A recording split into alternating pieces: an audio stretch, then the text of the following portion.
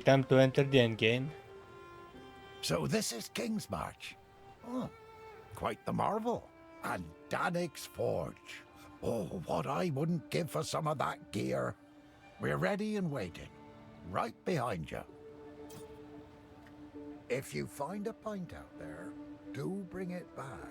This will be a war for the very soul of Reclast. I can imagine no greater battle, no greater cause.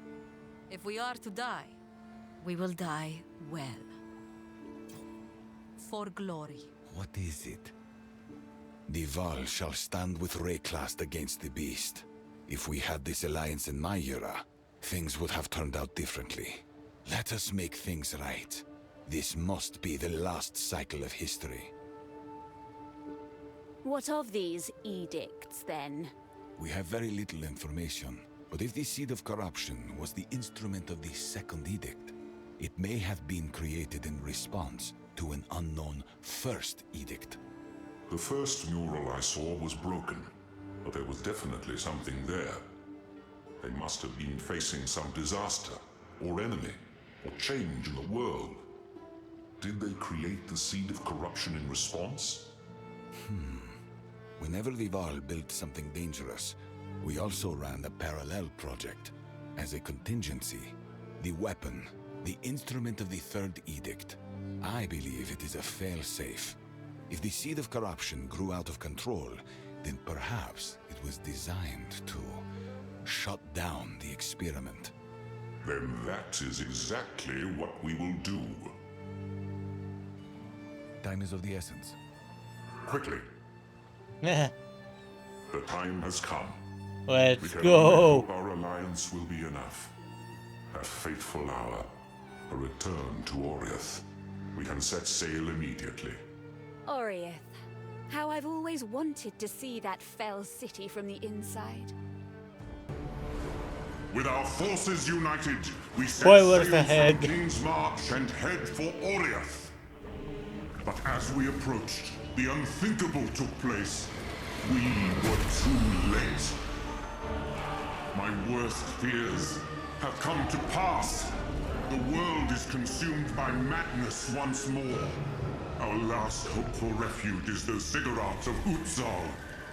Perhaps Doriana's preparations will shield us while we plan our next move. It appears Doriani truly does have a plan for every contingency. Welcome to the endgame.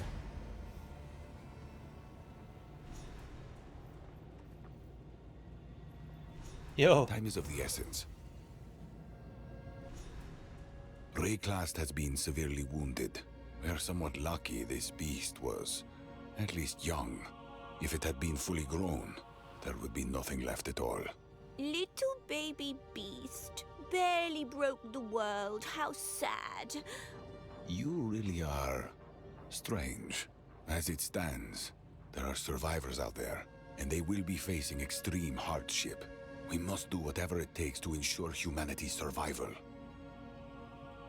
The ley lines all lead to the fortress. If we are going to find anything that may help our situation, we will find it there. I do not believe it was a city, nor a simple bastion. It is the heart of some colossal grand project. That much is clear. A grand project? To do what exactly? The ley lines that stretch across Reclast. That fortress is at the heart of it. We will not know for sure until we get inside. We have found a vast underground web of precursor ley lines. They were indistinguishable from natural bedrock before, but now that they have reactivated, it is clear to me our entire continent bears a lattice beneath. But why? Why take the time to build this lattice? I believe this lattice connects the towers. There is a vast intent at work here, but one so ancient we may never know what they were trying to do. The towers we caused to emerge are clearly more ancient than anything we have seen. I can safely assume that they are precursor in origin. You should secure as many as you can, so that I may study them for whatever secrets they may possess. Knowing you, you've already got a pet theory. Let's hear it. From their placements alone, I suspect they were intended to exert refined energies over vast distances. At this point, I can only speculate as to why. Our first order of business is survival. The cataclysmic surge of corruption has mutated beast and man alike, and they are roving wild.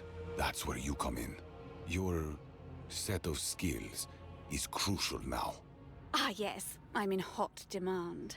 The modern era is relentlessly violent without the peacekeeping efforts of the Val. So, the widespread sacrifice of your own people wasn't violent at all? That was different. It was not without purpose. The fortress, it is beyond reckoning. Even the greatest architects of the Val could never have imagined such a wonder. Ha! You're jealous, aren't you? The precursors were masters of their domain. They wielded science at a level I am only beginning to comprehend. Oh, don't worry. You'll get there one day. Maybe. But it begs the question, who could destroy such a civilization?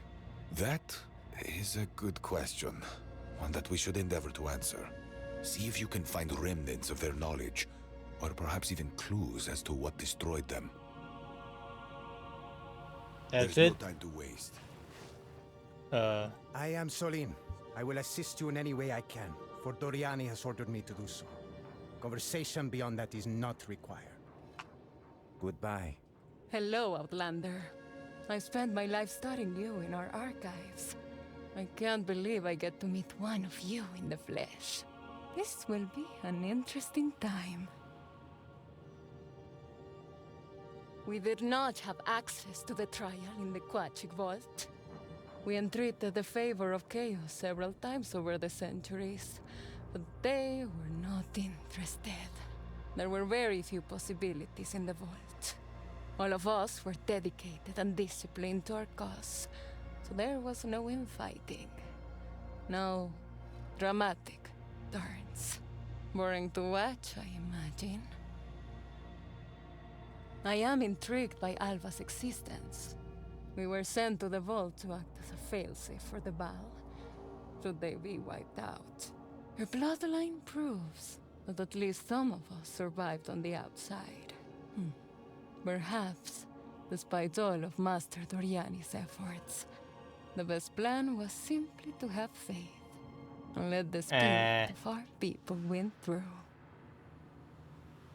Now the thing is, you must always have a In the backup plan. vault, we had our duties, and little else. I spent my free time reading tomes in the archives.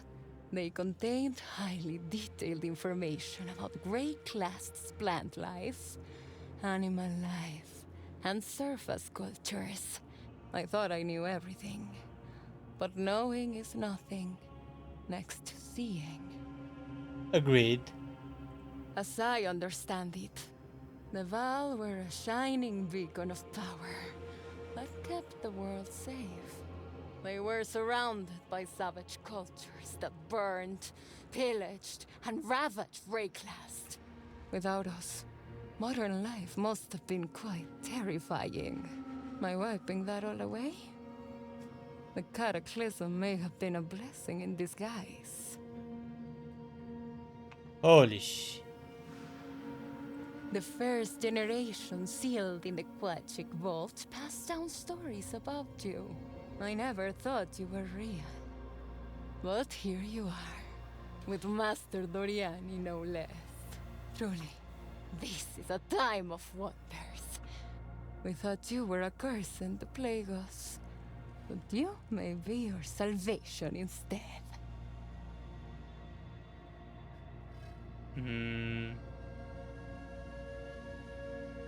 The histories are confusing. Time for more When war. it comes to the culture, I believe you're asking about Otsasa, Aul, Putembo.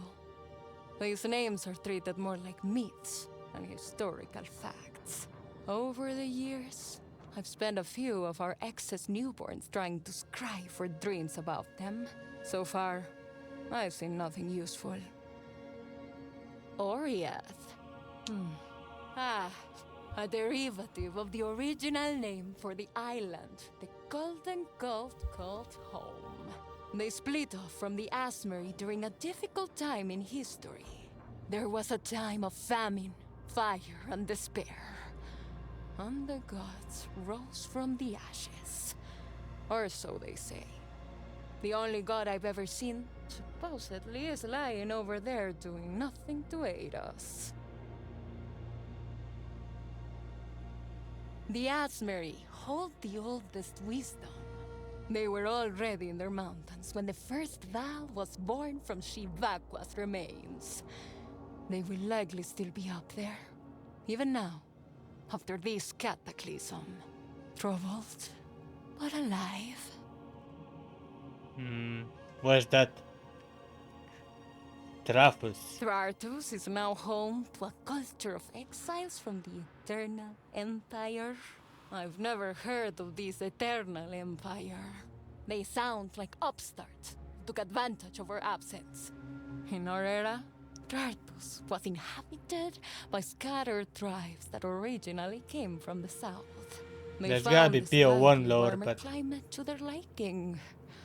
That and the geological vapors. They were described as quite intoxicating. okay, now the I've big never three. read anything about these Etzomites, as you call them. The system of runes you describe is also unfamiliar to me. To be quite honest, the concept of runes sounds like a jest. And I am not your fool to toy with. A few tomes describe the Karui as rabid, diseased animals, but ate each other and fought for dominance.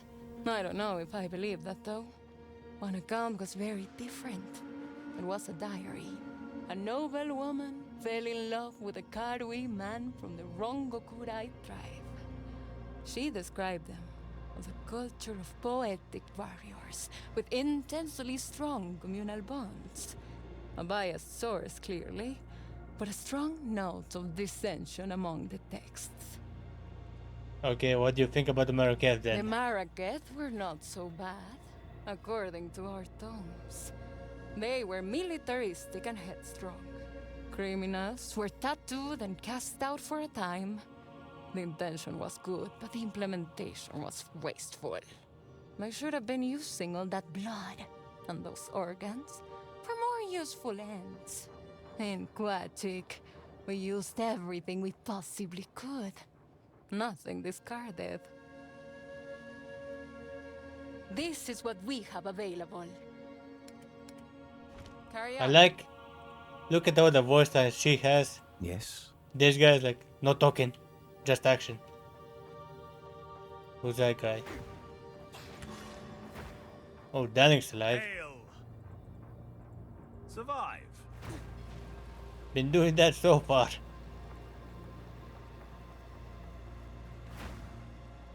Oh. What happened to Alva?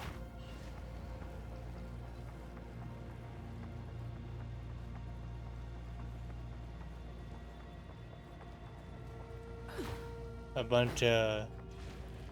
Oh, is Alva not here? I don't remember how we got to Alva. Speak.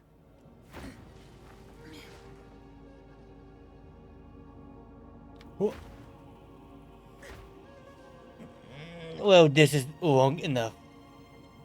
Since Alva is not here for some reason.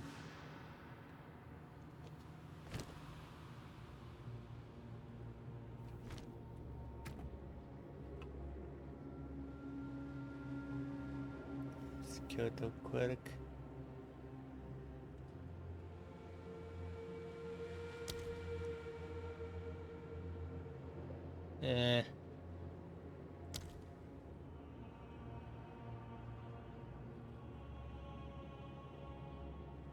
I am removing.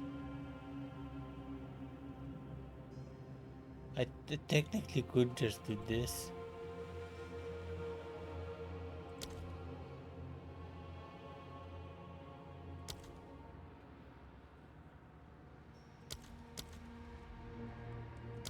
Okay,